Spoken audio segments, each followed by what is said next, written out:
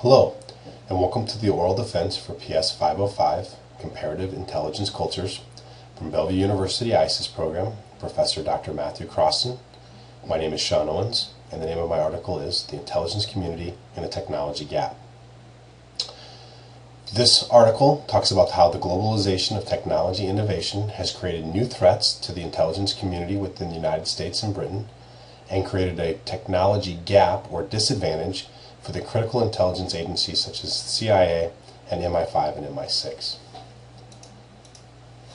The key findings that are presented here and then detailed in greater detail within the paper are related to the four elements of addressing the shortcomings and identifying and attracting and retaining human talent necessary for the creation of new technologies and the implementation of new technologies, a national prioritization and innovation, focused funding and spend on the creation and development of new technologies, and then the modeling of the private sector from the public sector, government agencies, and intelligence community, essentially being able to leverage technology innovation regardless of where it is occurring. We will talk about each of these findings in greater detail. First, we'll talk about what the technology gap is and what it means. So we see that the CIA and MI6 are essentially 5 years behind the counterparts in technological tools. These agencies formerly held a competitive advantage over foes and counterparts. They relied on superior technology, a technological advantage, and the ignorance of that capability by their enemies. We see that this is caused by the inability to attract the talent necessary to foster innovation within their agencies. We also see that as technology and intelligence has become more complex, that it's possible that the intelligence communities of Britain and the United States are missing some key disciplines when it comes to attracting talent. People with biology, chemistry, and physics backgrounds might also be necessary to create new technological tools and implement the technology tools that are being created. And then we see that the United States and Britain are no longer able to rely simply on domestic innovation, but they must look elsewhere as well. So the threat born of this technological gap is essentially the inability or the ability to protect against new threats and enemies.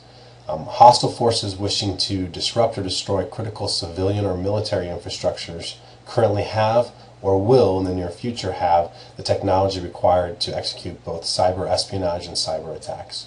So we see now state and non-state actors that once didn't have the capability to attack a superpower do have the ability through these technological tools to inflict damage upon the United States or its allies.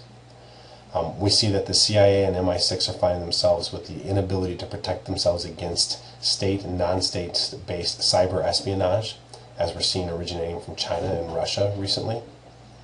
We see that these agencies are not able to collect or analyze intelligence at the highest levels based upon the technological gap. All this accumulates into threats to national security, and again, the competitive advantage where these agencies once relied upon is no longer prevalent. So when we start to look at the root causes of the technological gap, we see that once was thought that the West fostered a culture of innovation. The late 20th century saw the West dominate when it came to new technology and new technology implementation. Analysts are beginning to realize that it wasn't so much a culture of innovation, but rather factors aligning socially that encouraged innovation. That might not be the case currently if those particular factors are not fostered and maintained. We see that due to globalization, technology that wasn't once available elsewhere around the world now is. In the recent years, the privatization of technology advancements has become much more pervasive. Access to technology is available within the private and public marketplaces worldwide. The complexity of intelligence has grown to the point where technology must change and adapt just to keep up. We see the challenges of attracting IT talent in the public sector in all arenas. The public sector is considered to be not as advanced technologically as the private sector. It's also the private sector is viewed as being able to provide greater salary and benefits than the public sector is.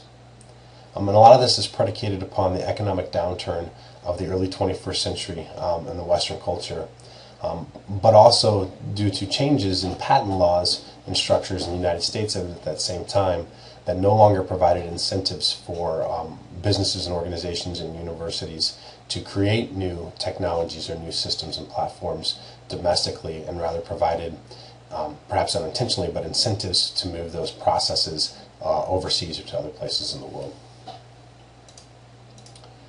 If we look at some of the policies that are in place that we see that are effective and they're implemented solely to address this technological gap, we look at the formation of QTEL. QTEL is a private sector entity run by the CIAA. It's focused solely on technology development and implementation. It's not hampered by the public sector limitations. They can hire the best candidates and they can focus solely on innovation. We see partnerships with Amazon and other technology-forward companies. The partnership with Amazon and the CIA is focused on cloud computing and the mining of big data. The important thing here is the partnering with these technology giants versus relying on proprietary or homegrown technologies. In Britain, we see dedicated science and technology positions in government agencies, including the intelligence community. And we also see some non-traditional recruiting of human talent occurring with the intelligence agencies in Britain, focusing on popular websites and even focusing recruiting on popular video game platforms. When we compare the United States and Britain with China, we see a much different picture of technology innovation and therefore the effects it has on the government agencies and the intelligence community. China appears to have a much higher national prioritization of technology innovation, considering part of its national defense program. They have increased funding related to new technology innovation and creation, as opposed to the West, where we see a decrease in funding. We see China targeting and partnering with national universities to implement programs and systems where these universities can create new technologies that will then be leveraged by the government agencies and therefore the intelligence community. We see a high reliance on cyber espionage occurring within China, where they're targeting Western universities and Western organizations and companies, with all in the attempt to bolster their own technology departments and capabilities. Therefore, holistically, we see that the intelligence agencies within China are being viewed as technologically advanced, as opposed to their counterparts in the United States and Britain, which are finding themselves lagging behind. When we look at the academic research and prescriptions related to this globalization of technology and then the impact it has on the intelligence community, we see a lot of theoretical support and reasoning for the innovation migration. We see recommendations and prescriptions related to the private sector modeling, again being able to leverage new technology regardless of where it is being created. And we see prescriptions and recommendations towards increased funding. Increased funding for new development both within the intelligence community and then within the national and the governments holistically. So taken together, our policy proposals again come back to the four elements of non-traditional human resources recruitment, so focusing on programs and disciplines perhaps lacking currently within the intelligence community, modeling that private sector and partnering with the private sector in order to leverage technology innovation and not rely on proprietary and homegrown technologies.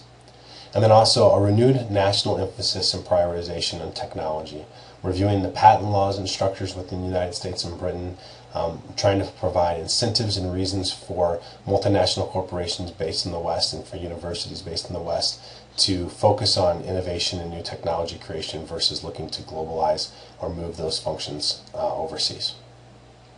And this concludes the oral defense for PS 505. Thank you.